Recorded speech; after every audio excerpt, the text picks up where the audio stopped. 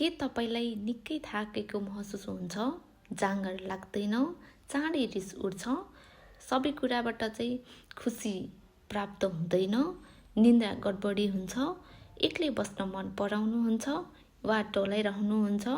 आत्मविश्वासको कमी भइरहेको छ अथवा आत्महत्या गर्ने सोच आइरहेको छ भने यो भिडियो पक्कै तपाईँको लागि हुन सक्छ।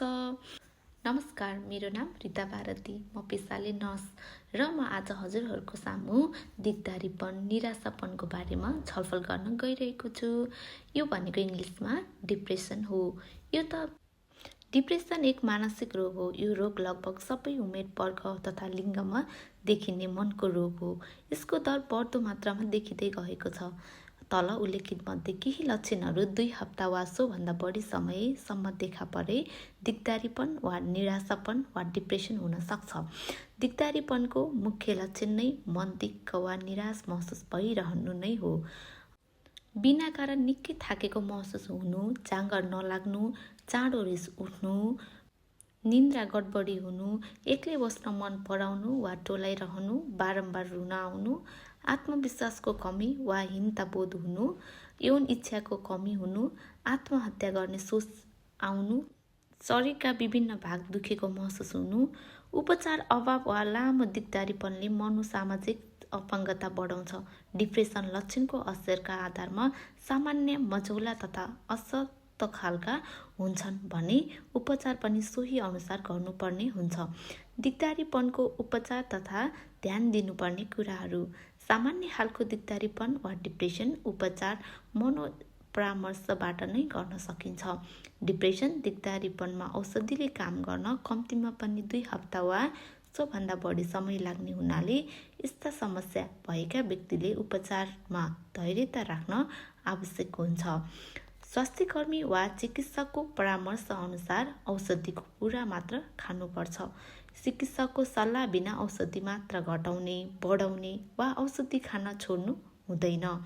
औषधि सेवन गर्दा गर्दै पहिलेको भन्दा फरक खालको लक्षण देखा परेमा तथा बिरामी गर्भवती भएमा तुरुन्त चिकित्सकसँग सम्पर्क राख्नुपर्छ। अन्य शारीरिक रोग लागेमा, जचाउनु परेमा आफूले खाइरहेको औषधिको विवरण सम्बन्धित चिकित्सकलाई देखाउनु पर्छ। आत्महत्याको विचार तथा प्रयास गर्ने सम्भावना देखिएका बिरामीलाई तत्काल उपचारमा पठाउनुपर्छ।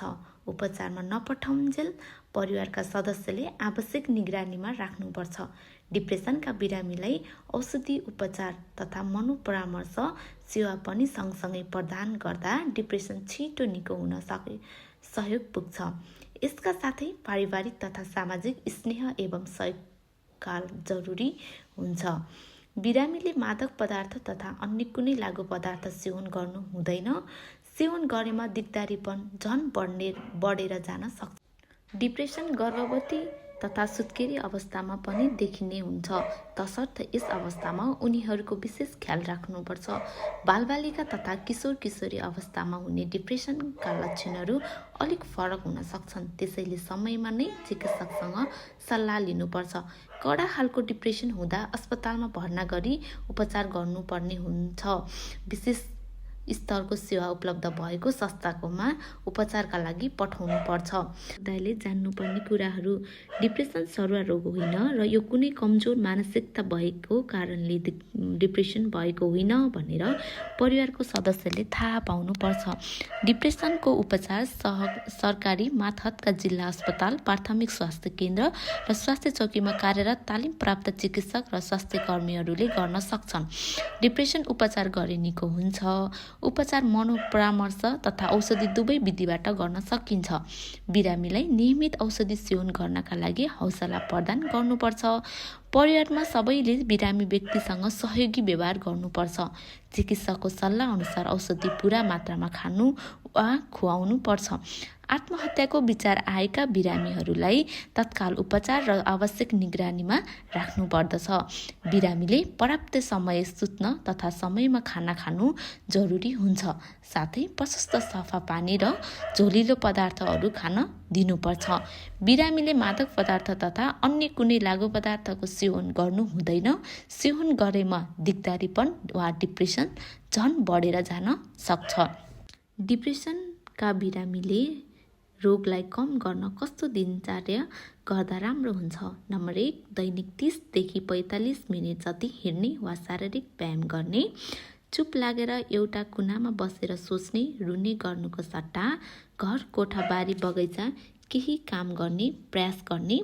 आफूलाई मनपर्ने कुनै गीत, भजन सुन्ने गर्दा वा पूजापाठ गर्दा राम्रो हुन्छ। अर्को रहेको छ, आफ्नो समस्या, पीर, चिन्ता विश्वासिलो परिवारको सदस्य वा साथीलाई भन्नु राम्रो हुन्छ। प्रशस्त पानी पिउने, दैनिक 3 लिटर जति फलफुल खाने, भोक नलागे पनि खाना खाने प्रयास गर्नुपर्छ। आवश्यक परेको बेलामा आफन्तहरूको सहयोग लिनु राम्रो हुन्छ। आत्महानिको सोच आएमा 1166मा फोन गरी आवश्यक सहयोग लिन सकिन्छ। यो नम्बरमा 24 घण्टा तालिम प्राप्त मनोपरामर्शकर्ताले सेवा दिने गर्दछन्। यो नम्बरमा फोन गर्दा पैसा लाग्दैन। धन्यवाद। तपाईहरूलाई आजको भिडियो कस्तो लाग्यो? यसबारे अरू कुनै थप जानकारी जान्नु परेमा मेरो कमेन्ट बक्समा गएर कमेन्ट गरिदिनु होला। Thank you.